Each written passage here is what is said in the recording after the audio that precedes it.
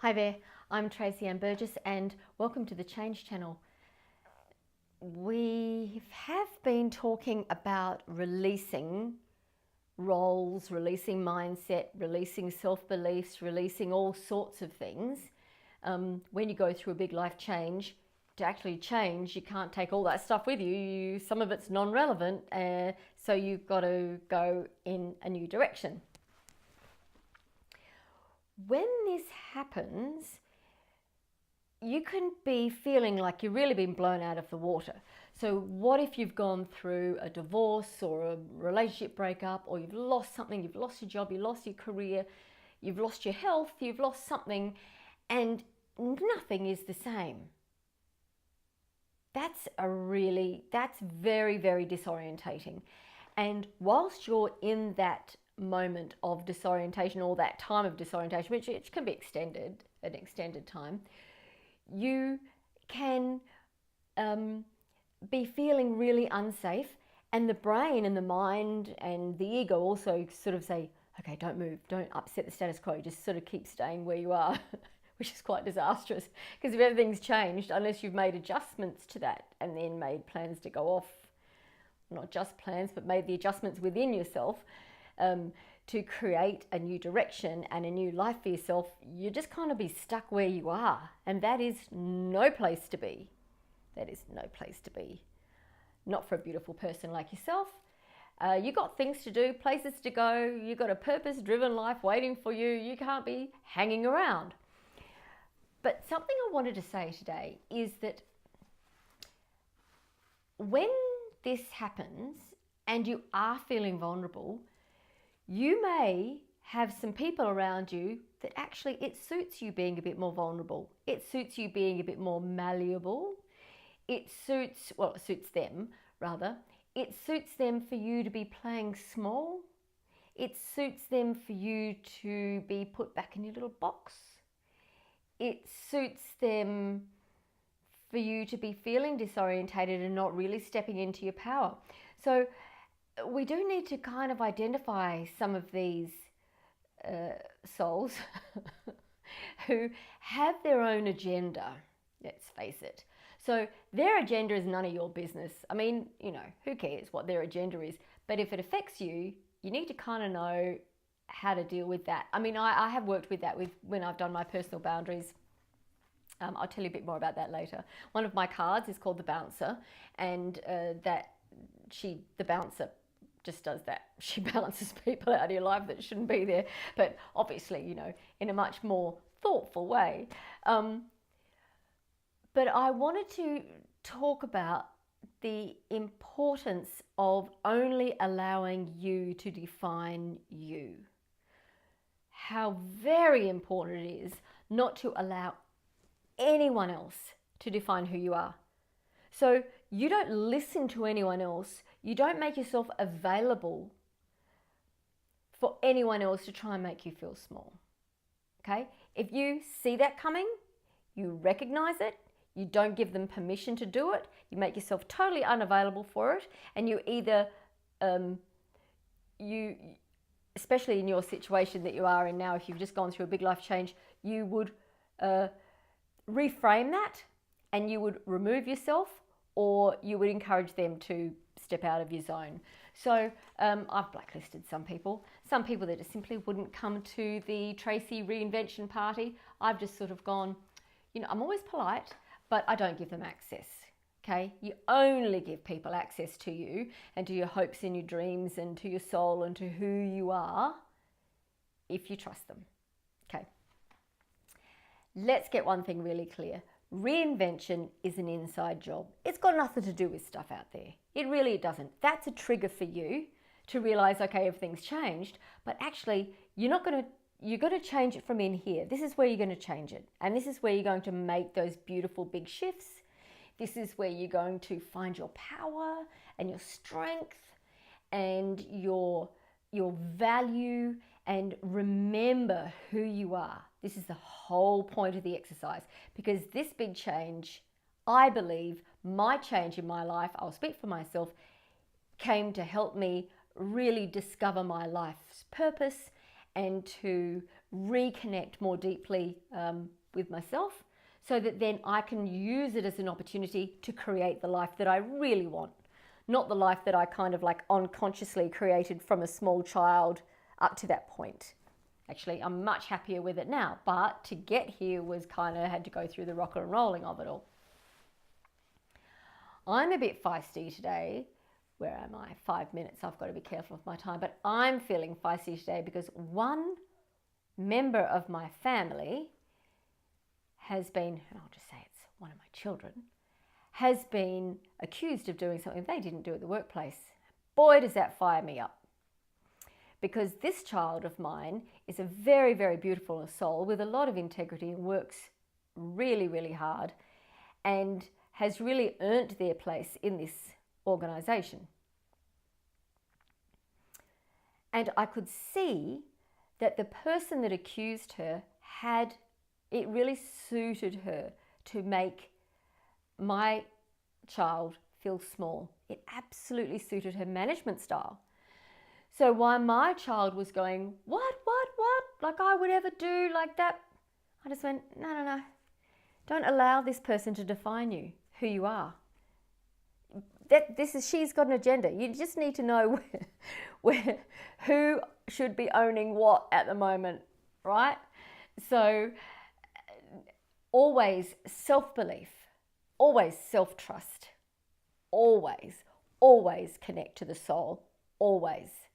So if some of these things can, of course they can be a trigger and you can go, oh, what about? But actually you need to look at it super consciously, and that is absolutely what a reinvented life, the process is a conscious process. The process is, let me think about that really clearly. Let me feel into that decision. Is that feeling right for me? Does that sit really well with me? Okay, yep, good. But if it doesn't, right. If you're feeling, as I say, your giblets jiggling, like your insides are all jiggling and that's just not sitting right, you need to work out how to kind of shift that sort of energetically. Quite often it's mindset. So it's what am I believing about myself? What am I choosing to believe about myself right now? At what state is my self-trust? And does any of this belong to me? So this thing today, none of it belongs to my child, none of it. This all belongs to some other person. So my child has gone back to work and has just gone to fight their own battle today.